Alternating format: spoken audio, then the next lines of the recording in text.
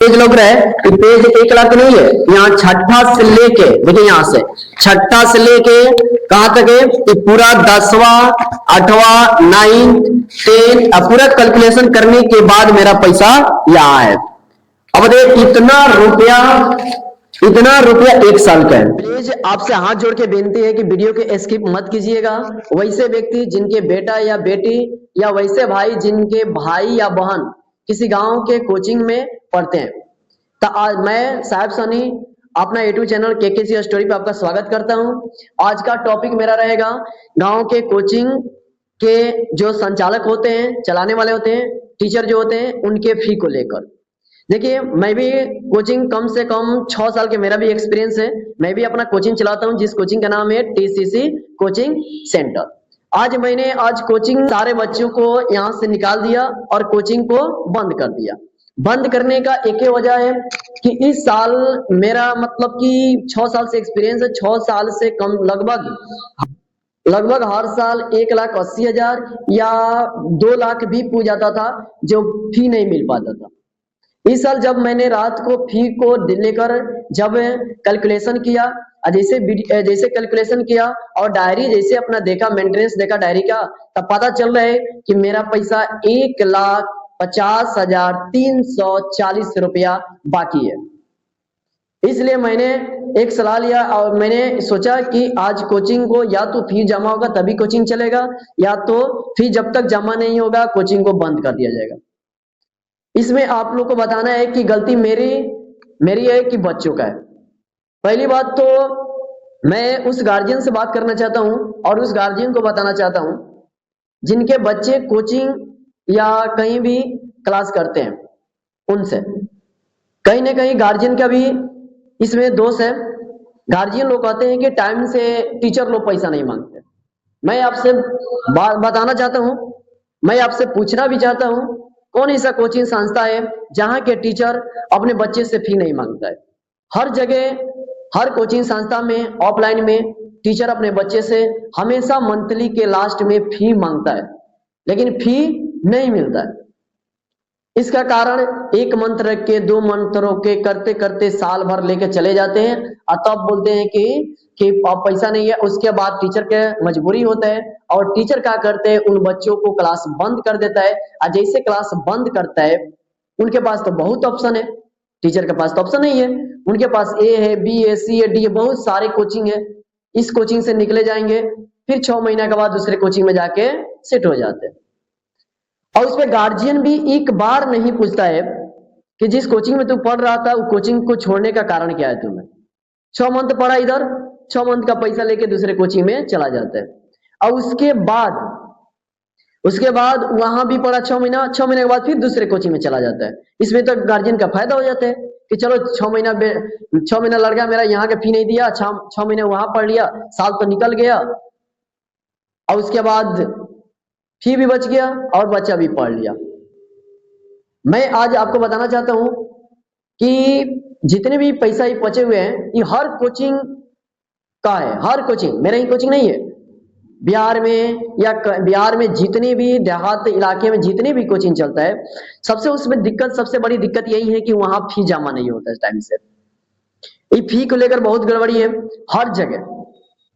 अब इस फी के कमी एक आदमी, दोनों आदमी में, बच्चे में भी है, गार्जियन में भी है, बच्चे में और गार्जियन में है। मैं आज एक बात बताना चाहता हूं। मेरा एक जगह फी बाकी था 7,000 रुपया, ट्यूशन प्लस कोचिंग का। जब मैंने मांगने गया तो उनसे पूछा कि एक बात रखा उनके सामने कि अब भोजन के बात रख दिया, सुनना गौर से, भोजन के जैसे बात रखा। उस औरत ने बोली कि भोजन के जैसे मैंने बात रखा कि दोस्त ने बोला कि क्या बनाना है, हम बोल दिए कि मुर्गा बनाना है। उस औरत ने बोलती है, आपको सुनकर हैरान हो, बोलती है कि मुर्गा कौन खाता है? मुर्गा तो आलू सब्जी की तरह लगता है, मुर्गा कौन खाता है? हम तो मटन खाते हैं। और वो औरत बोल रही थी जिसके बच्चे 6 क्लास में पढ़ते हैं और उनका फीस 7,000 बाकी है, उस टीचर के सामने बोल रही है। अब बताइए, वो टीचर के सामने बोल रही है कि हम मटन खाते हैं। मैंने उनसे सवाल पूछा, मटन कितने का आते हैं गांव का? 600 रुपया का। मटेरियल वटेरियल लेकर उसको बनाने में रुपया कितना खर्च होता है? 800 रुपया। और लड़का का फी हम कितना लेते हैं? 6 क्लास के लड़के का 100 रुपया फी लिया जाता है। अब तुम ही बताओ, पहले आप ही लोग बताइएगा कि 600 रुपया मटन, 200 रुपया उसका मटेरियल, टोटल 800 रुपया हुआ। और इस 800 रुपया में रात को खाएंगे, सवेरे निकल जाएगा, जीभ का खाली स्वाद है। उसके बाद देखो 800 रुपया निकल गया। मैं वही उस औरत को समझाया, तो 800 रुपया अगर अपनी जीभ को स्वाद को बंद कर ली होती और 800 रुपया तू जमा कर दी होती कोचिंग में, तो 8 महीना निकल जाता। 8 मंथ होता है, 1 साल से ऊपर का मंथ निकल जाता। ना बच्चे का टेंशन, ना गार्जियन का टेंशन, ना टीचर का टेंशन। इस बात से पता क्या चलता है कि गांव के लोगों का सोच अब नीचे की ओर होता है, और तब तुलना करते हैं शहर में। अब आप ही लोग बताइए, शहर में या देहात में का है? देहात शहर डेवलप कर जाते हैं, और देहात का है डेवलप नहीं करते हैं। कारण यही होता है, शहर के जो व्यक्ति कमाते हैं, पहला मंथली जब उठेगा या पहला मंथ में जब भी उनका पेमेंट आता है, सबसे पहले उनका काम होता है कि कोचिंग हुआ और स्कूल हुआ, उसका फी भरना। और देहात का काम क्या है? देहात का काम होता है कि पहले अपना कपड़ा लाता किनना, उसके बाद कोचिंग का फी भरना, उसके बाद कोचिंग में। तो कैसे तरक्की करेगा गांव? तो मेरा नम्र निवेदन यही है कि जिनके भी भाई या बहन जो भी कहीं भी कोचिंग संस्था में पढ़ते हैं, कृपया करके पैसा टाइम पर दिया करें। मेरे को एक बात समझ में नहीं आते हैं, यही लोग होते हैं जो मैट्रिक के बाद जब लड़का इंटर में पढ़ने जाता है, तो यही लोग इंटर में पढ़ने जाते हैं, मेरा बेटा मोतिहारी पढ़ेगा, बेतिया पढ़ेगा, दिल्ली पढ़ेगा, वहां पैसा भेजना चालू कर देते हैं। अरे एक बार तो पीछे तो लौट कर देख, जिसको तू पैसा भेज रहा है, बाद में कर रहा है कि पैसा बर्बाद कर रहे हैं, तो पहले तू तो नींव में तो पैसा लगाया नहीं, जड़ में तू तो पैसा लगाया नहीं। मकान उसी का खड़ा होता है जो नींव में ज्यादा पैसा लगाता है। यहाँ तो तुम छठा, सतवा, आठवां, नौवा, 10वां टीचर के पैसा रख के बच्चे के एक कोचिंग से दूसरे कोचिंग में दौड़ा दौड़ा के मंगा देते हैं पैसा के फी के लेके। उसके बाद बच्चा हो जाता है पूरा तरह से कमजोर, और उसके बाद सोचते हैं कि मेरा बच्चा मैट्रिक में पास हो गया, और मैट्रिक में पास होने के बाद इंटर में अच्छा कुछ कर जाएगा, उसके बाद अच्छा जॉब पर चला जाएगा। ऐसा कभी नहीं होगा, नहीं होता है ऐसा। ऐसा कब होता है? जिसका घर का नींव जितना बरियार होता है, उसी का घर का 4 मंजिल, उसी नींव पर 4 मंजिला 5 मंजिला बनता है। ऐसा नहीं होता है कि नींव कमजोर हो गया और उससे 5 मंजिला मकान बना दिए, ऐसा कभी नहीं होता है। ठीक उसी प्रकार बच्चे के साथ होता है, छठा, सतवा, आठवां, नौवा और 10वां, ये बेस है, हर कंपटीशन के लिए बेस है, हर नौकरी के लिए बेस है। और जब तक इस पे काम नहीं किया जाएगा, आपके बच्चा इंटर में नंबर ला ले, ग्रेजुएशन में ला ले, लेकिन उनको एक शब्द कंपटीशन के नहीं आएगा। और उसके बाद हम पैसा लगाते हैं कहाँ? जहां जड़ पर लगाना था वहां नहीं लगाते, पैसा लगाने जाते हैं हम कहाँ? जहां कोई मतलब नहीं है, पूरा चीज छोड़कर खत्म कर दिया है, जीरो पे है।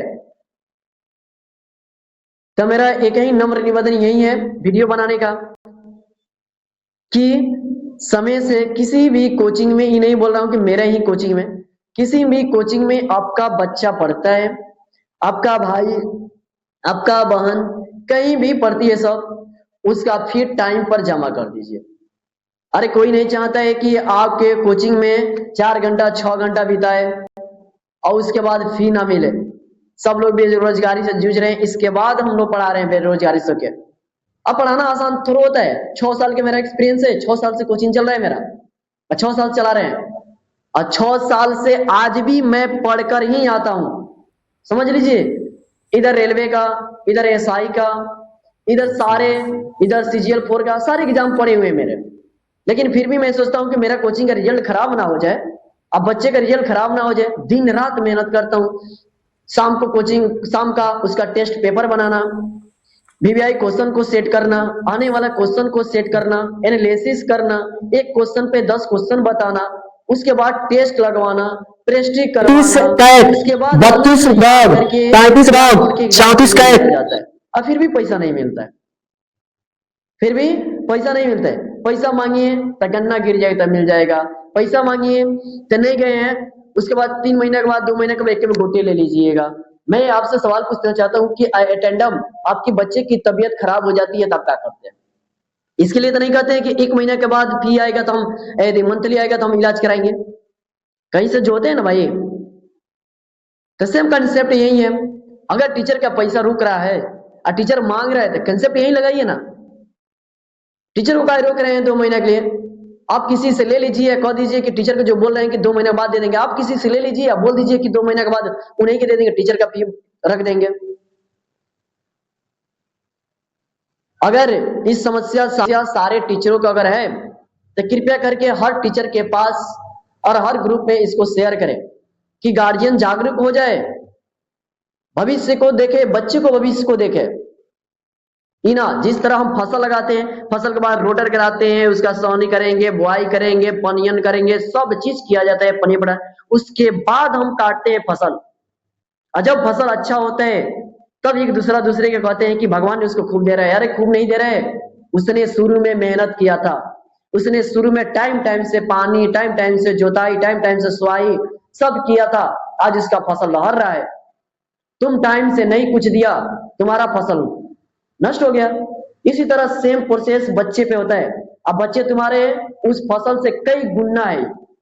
ये एक बार फसल लग जाता है ना इसमें कोई आपदा काम करते हैं, ना कोरोना काम करेगा, ना इसमें बरसात काम करते हैं, ना पानी आए, सुखाड़ है, कुछ भी हो जाए ये फसल रुकने वाला नहीं होता है। ऑल लिमिटेड, जिस तरह ऑल लिमिटेड डाटा चलाते हैं उस तरह एक बार बच्चे सक्सेस हो जाते हैं तो ऑल लिमिटेड डाटा की तरह आपको मनी देते रहते हैं। इसी बात पे मैं वीडियो को रोकता हूं। अगर वीडियो अच्छी लगी हो तो प्लीज कमेंट और चैनल को सब्सक्राइब जरूर करना, क्योंकि मैं इस चैनल पर आज से ऑनलाइन जितने भी बिहार बोर्ड में 2026 एग्जाम देने वाले हैं सारे बच्चों के लिए, सारे जितने भी वीवीआई क्वेश्चन बार बार पूछे थे सारे क्वेश्चन